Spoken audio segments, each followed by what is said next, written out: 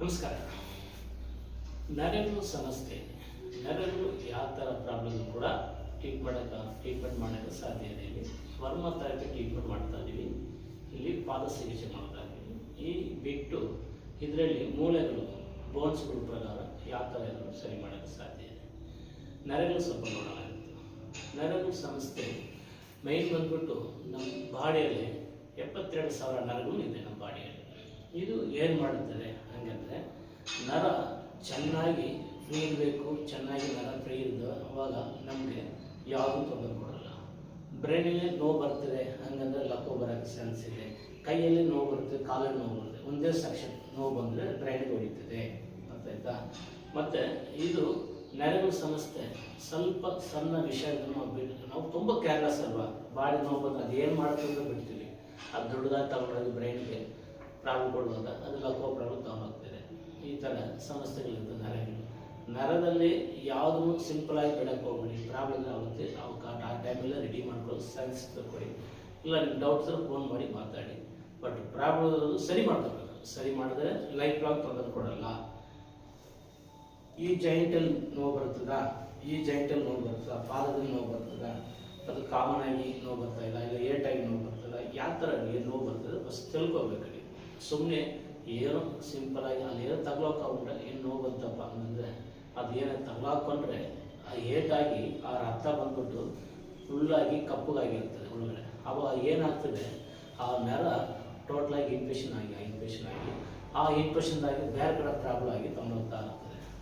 ಯಾವತ್ತೂ ಮೈಯಲ್ಲಿ ಈ ಜಾಗ ಏಟಾಯ್ತು ಅಂದರೆ ಕರೆಸ್ಬೇಕು. ಚೆನ್ನಾಗಿ ಆಯಿಲ್ ಆಗಿ ತಿಕ್ಕಿ ಕರೆಸಿ ರೆಡಿ ಮಾಡಿಬಿಟ್ರೆ ಆ ನರ ಕೂಡ ಸರಿಯುತ್ತದೆ, ಮಸಲು ಸರಿಯುತ್ತದೆ, ನೋವುಗಳು ಹೊರಟೋಗ್ತದೆ. ಅದು ಏನಕ್ಕೆ ಹೇಳ್ಬೇಕಂದ್ರೆ, ತುಂಬ ಡೀಪಾಗಿ ಚೆಕ್ ಮಾಡಿದ್ರೆ ನರಗಳಿಗೂ ತೊಂದರೆ ಕೊಡಬಾರ್ದು. First main. ಯಾಕಂದರೆ ತುಂಬ ಗಟ್ಟಿರೋ ನರ ಇದೆ, ತುಂಬ ಸಾಫ್ಟ್ ಇರೋ ನರ ಇದೆ ಒಳಗಡೆ. ಇದು ಸಾಫ್ಟ್ ಇರೋ ನರನೇ ನಮ್ಗೆ ತೊಂದರೆ ಕೊಡ್ತಾ ಇರೋದು. ಗಟ್ಟಿರೋ ನರ, ಎಷ್ಟು ಗಟ್ಟಿ ಇರೋ ನರ ಬಂದ್ಬಿಟ್ಟು ಏನು ಏಟಾದ್ರೂ ಏನು ಕ್ಯಾನ್ ಮಾಡಲ್ಲ. ಬಟ್ ಸಾಫ್ಟ್ ಇರೋ ನರದಲ್ಲಿ ಸ್ವಲ್ಪ ಟೆಸ್ಟ್ ಮಾಡಿದ ತಕ್ಷಣ ಅದರಲ್ಲಿ ಏರ್ ಔಟ್ ಆಗ್ತದೆ. ಏರ್ ಔಟ್ ಆದ ತಕ್ಷಣ ಡೈರೆಕ್ಟಾಗಿ ತಗೊಂಡೋಗಿ ಬ್ರೈನ್ಗೆ ಕೊಡ್ತದೆ. ಆವಾಗ ತೊಂದರೆಗಳು ಒಂದೊಂದಾಗಿ ತಗೊಂಡೋಗ್ತಾ ಇರ್ತದೆ. ಈಗ ಮೈಯಲ್ಲಿ ಬಂದ್ಬಿಟ್ಟು ಯಾವ ಥರ ಕಾಯಿಲೆ ಕೂಡ ಅವ್ರು ರೆಡಿ ಮಾಡೋಕ್ಕೆ ಸಾಧ್ಯ. ಕಣ್ಣು ಕಾಣಿಸಲ್ಲ, ತುಂಬ ಡೀಪಾಗಿ, ತುಂಬ ದೂರದಾಗಿ ಕಾಣಿಸಲ್ಲ, ತುಂಬ ಹತ್ತಿರದಾಗಿ ಕಾಣಿಸಲ್ಲ. ಆ ಥರ ಪ್ರಾಬ್ಲಮ್ ಸರಿ ಮಾಡೋದು ನ್ಯಾಚುರಲಾಗಿ. ಕಿವಿ ಕೇಳಿಸ ಇಲ್ಲ. ಕಿವಿ ಬಂದ್ಬಿಟ್ಟು ಮಗು ಹುಟ್ಟಿತ್ತು ಅವಾಗೊಂದು ಕೆಲಸ ಎಲ್ಲ ಸರಿ ಮಾಡೋಕ್ಕಾಗ್ತದೆ. ಇವಾಗ ರೀಸೆಂಟಾಗಿ ತಿಳಬಿದ್ರು ಏನೋ ಕಿವಿ ಲಾಕ್ ಆಯ್ತು, ಸರಿ ಮಾಡೋಕ್ಕಾಗ್ತದೆ. ತಲೆಯಲ್ಲಿ ಒಂದು ಸೈಡ್ ನೋವು ಬರೋದು, 2 ಸೈಡ್ ನೋವು ಬರೋದು, ತುಂಬ ಭಾರ ಕೊಡೋದು, ಈ ಥರ ಪ್ರಾಬ್ಲಮ್ ಸರಿ ಮಾಡೋಕ್ಕೆ ಸಾಧ್ಯ. ಮತ್ತು ಮಾತು ಬರ್ತಾ ಇಲ್ಲ, ಸಣ್ಣ ವಯಸ್ಸಿಗೆ ಹುಟ್ಟಿದಾಗಿ ಮಾತು ಬರ್ತಾ ಇಲ್ಲ. ಮಾತು ಮಾತಾಡ್ಸೋಕ್ಕೆ ನಾವು ಸರಿ ಮಾಡ್ಬೋದು. ಇಲ್ಲ ಸಡನ್ನಾಗಿ ರೀಸೆಂಟಾಗಿ ಮಾತು ಬರ್ತಾಯಿಲ್ಲ, ಸರಿ ಮಾಡ್ಬೋದು. ಅದು ಸರಿಯಾಗಿ ಚಾನ್ಸ್ ಸಿಗುತ್ತೆ. ಮತ್ತು ಹಾರ್ಟಲ್ಲಿ ಪ್ರಾಬ್ಲಮ್ ಕೂಡ ಸರಿ ಮಾಡೋಕ್ಕೆ ಚಾನ್ಸ್ ಸಿಗುತ್ತೆ. ಯಾಕೆ ಹಾರ್ಟಲ್ಲಿ ಎಲ್ಲ ತಲುಪೋದು ಏನಪ್ಪ, ಹಾರ್ಟು ಅಷ್ಟೊಂದು ಡೀಪಾಗಿ ಕೆಲಸ ಎಲ್ಲ ಮಾಡೋಕ್ಕಾಗಲ್ಲ. ನ್ಯಾಚುರಲಾಗಿ 100% ಸರಿ ಮಾಡಿದ್ವಿ, 100% ಕ್ಲಿಯರ್ ಮಾಡಿ ತೋರಿಸಿದ್ವಿ. ಆ ಥರ ಕೆಲಸಗಳಿದೆ ಇಲ್ಲಿ. 100% ಸರಿ ಮಾಡೋಕ್ಕೆ ಸಾಧ್ಯ.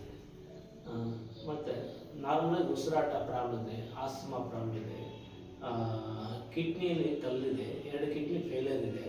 ಈ ಥರ ಕಾಯಿಲೆಗಳು ಸರಿ ಮಾಡೋಕ್ಕೆ ಚಾನ್ಸ್ ಇದೆ. ಹೊಟ್ಟೆ ಪ್ರಾಬ್ಲಮ್ ಅದು, ಹೊಟ್ಟೆಯಲ್ಲಿ ತೊಂದರೆ ಪ್ರಾಬ್ಲಮ್ ಕೊಡೋದು, ಇದೆಲ್ಲ ಸರಿ ಮಾಡೋಕ್ಕೆ ಚಾನ್ಸ್ ಇದೆ. ಒಂದೊಂದಾಗಿ ಸರಿ ಮಾಡೋಕ್ಕೆ ಎಲ್ಲ ಸಿಸ್ಟಮ್ ಇದೆ. ಮತ್ತು ಈರುವಿನ ಹೋಗೋ ಪ್ರಾಬ್ಲಮ್ ಅನ್ನೋದು ಸರಿ ಮಾಡೋಕ್ಕೆ. ಇದ್ರಲ್ಲಿ ಯಾವುದನ್ನು ತಲೆ ಕೆಡಿಸ್ಕೋಬೇಡಿ. ಏನಾದರೂ ಫೋನ್ ಮಾಡಿ ಮಾತಾಡಿ, 100% ಸರಿ ಮಾಡೋಕ್ಕಾಗ್ತದೆ. ಈ ಮಿನಿಮಮ್ ನಮ್ಮ ಬಾಡಿಯಲ್ಲಿ ಏನು ನಡೀತಾ